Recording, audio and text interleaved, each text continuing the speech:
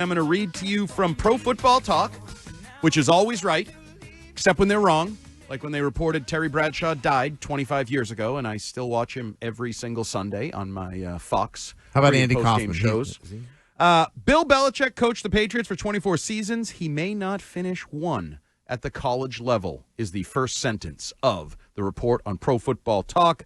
And they are citing a report that I tried to read, but these smart son of a guns have it behind a paywall. They know when they're in the spotlight. What is it? Via at Heel 24/7, I believe, also is the 24/7 Sports, which is owned by CBS. Andrew Jones, not that one, not that. Wait, the Curacao kid? Not Andrew Jones, that one. Different Andrew Jones. Okay. Quote: CBS reports the potential exit strategy discussions occurred this morning at North Carolina.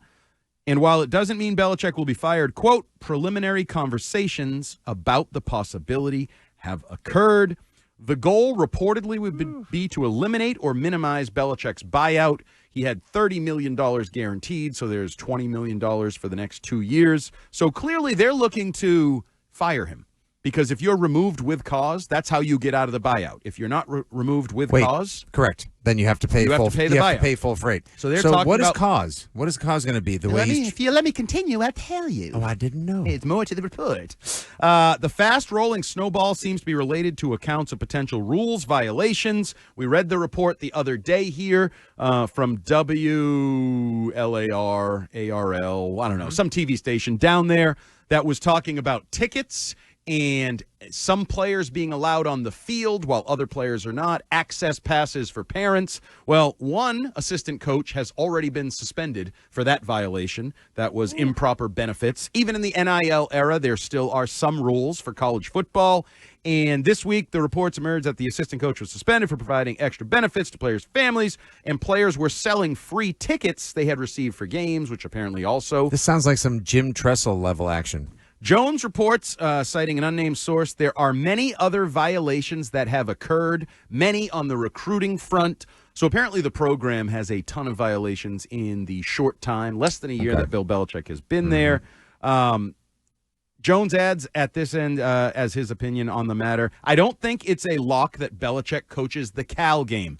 That is their next game. They have a bye weekend this week. A week from now, they will play Cal. There is already speculation that he may not coach that game. Does he come back and be interim defensive coordinator for the Patriots? I don't think that's happening. I don't believe he's welcome in Foxborough, even though they said he was welcome in Foxborough. Yeah. And by the way, they have a defensive coordinator. His name is Zach Hardcore, and he's doing a great job with the he is. unit. Bill Belichick is absolutely blowing up his legacy right now. And from a North Carolina perspective, it's also very interesting because the normal chain of events here might be, oh, you get rid of the coach, he's running a terrible program, to promote one of his assistants. Are you going to promote Steve Belichick and make him the interim head coach at North Carolina? I feel like that's not going to happen. Freddie Kitchens, whose offense has been horrific and part of the reason they stink at North Carolina. Well, not having a quarterback, having two quarterbacks who can't really play that well, which means you have none. So all you people who told Ted Johnson that he was crazy when he said this was going to be a debacle, it wouldn't end well, that North Carolina should look to get out of this deal with Bill Belichick before he had even coached a game, you owe him an apology. Because this is, I can't remember a disaster at this level, this early. First-year coach who is 5 games in, and he hasn't won a real football game at the college level. What are you talking about? Richmond is a powerhouse. No, it isn't. Not on the ACC level. Nope, also not ACC. I kind of pushed back when Paul Feinbaum made the comment yesterday that Belichick is going down the path toward being the worst coach in the history of college football. That takes talent. If he doesn't make it to the Cal game, he's going to have, I don't know if he's the worst coach, he's going to have the worst tenure of any coach in college football history. I think Stiz has the Feinbaum audio. I mean, we're talking about Bill Belichick, who is the greatest NFL coach in history. Right now, Jeff, he's working toward being the worst coach in college football history. That's how bad he is. There's nothing to be happy about. It's an abject disaster. I feel badly for the guy because it seemed like a good idea at the time, but right now, I mean, who in their right mind would want to go play for him? That's absolutely not true. Okay, yeah, it never seemed like a good idea. How do you actually how do you balance on the scales of career judgment the idea that you were the greatest or one of the greatest pro coaches, but somehow managed to be the worst college football coach. Like, where do you lose your mind? Is somewhere in that 5 years from Brady's departure to now, did he just lose all fastball? No, I just think he was so ill prepared to survive in the college game. You could argue it's also the hardest time to survive in college football with NIL and transfer portal and free agency. And he made the comment in one of his early press conferences, well, I think NFL free agency prepares me for this. This is very similar. But it's a massive transition for anyone, never mind a guy who literally has never done it and is 73 years old. And to think Mike Lombardi, I'll give my buddy $1 million to be the GM and he'll figure this out and we'll go to Tabor Academy and we'll recruit these guys and then we'll go to these other mid-major schools or whatever, South Alabama, we'll buy a quarterback. I mean, it's not really surprising. This is a little bit like Matt Patricia coaching the offense. Like, how did you expect this to work? That was reasonably functional. Like, they at least scored 23 points. You broke a quarterback. Wow. You ruined a guy's career. You cost Mac Jones somewhere in the range of $250 million. Well, don't tell me it was functional and productive. They can write a check. I mean, no, but I'm saying, like, that team still went 8-9. That team still averaged 23 points a game. They didn't only score 4 points a game. That team had talent. I know. That's the point here. Even as much of a debacle as that was, it is not as debacle-rific as what's going on now in North Carolina. They beat two teams that honestly wouldn't probably beat Walpole High School. And on top of that now, there's the multiple violations and the sideline shenanigans he's putting on with Princess Sparkle Pants and everything else. Andy, he is tarnishing his legacy to a point where this will not be looked upon as the Michael Jordan on the Wizards portion of his career. This is going to be looked upon as, oh, really? You thought you could win without Brady, huh? Well, not only could you not win with Brady at the pro level, you couldn't win with Brady or anybody else on the collegiate level. By the way, he relocated his entire family. It took Steve out of Washington, where he had a great job as Jed Fish's defensive coordinator. He's an adult. He could have said no, Dad. Did he have any idea it was going to go this poorly, too? Has he been around his dad recently?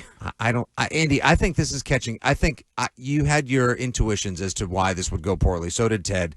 And if Ted has a vendetta with Bill, that's fine, too. I don't think that really colored and tainted this that much. Not a single person in the world thought it would be this bad. This bad.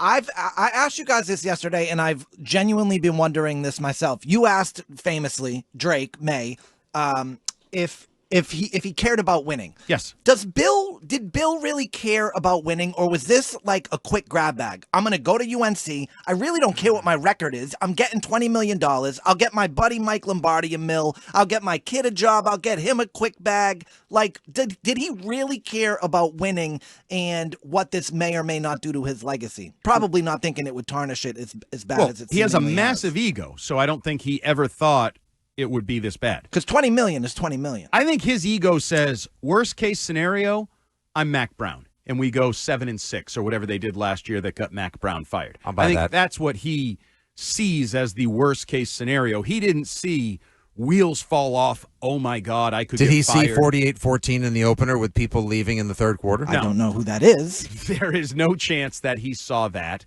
And I think he knew he would bring eyeballs and attention. And Stiz, you were like, oh, they're selling out season tickets. He knew he could do that. He knew just going like this, holding up the rings, that would work. So you're telling me that this may affect UNC's bid to become an SEC team? Yeah, I don't think this is going to add to that. And it's also tarnishing. I keep going back to this. I don't know if people realize how great a school UNC is. This is annoying people on the academic side of things. Like, we're not an Ivy League, but we're on that level. No, they're Ivy. They're like Vanderbilt. They're right, Ivy but they're not adjacent. an Ivy League. I mean, no, you can't say you're in the Ivy League if you're not in the Ivy League. Well, you can call yourself the Ivy League. And this is tarnishing the overall. This is a massive story, despite what some texters want to say. Why are you talking about? This is a massive story in the world of football, professional football, college football, sports, and New England sports, for sure. Thanks to Jordan, pop culture. She brought in sort of a casual football / the tabloids kind of TMZ fan to this. This is a massive story that no one could have seen unfolding probably this horrifically and this detailed. You know, you go back to the podcast with Charlotte Wilder, like, oh, Jordan has been basically stalking them and making them talk on the phone for like 5 hours to tease them that she might do a podcast with them. Like, hi, it's the world. What does she introduce herself I'm as? the president of your world. Yeah. Like, no one could have ever seen those aspects of this, or Bill at the Miss Maine pageant at some Holiday Inn that Stiz was supposed to go to. By the way, she finished third. Doesn't he hate losers?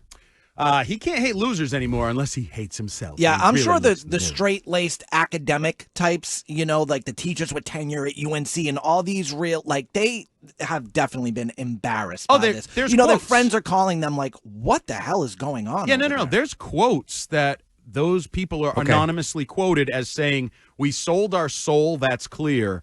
Now I just wonder, are we going to get anything in return for it? There wasn't, here's the thing. I think North Carolina will not emerge from this in a sympathetic light.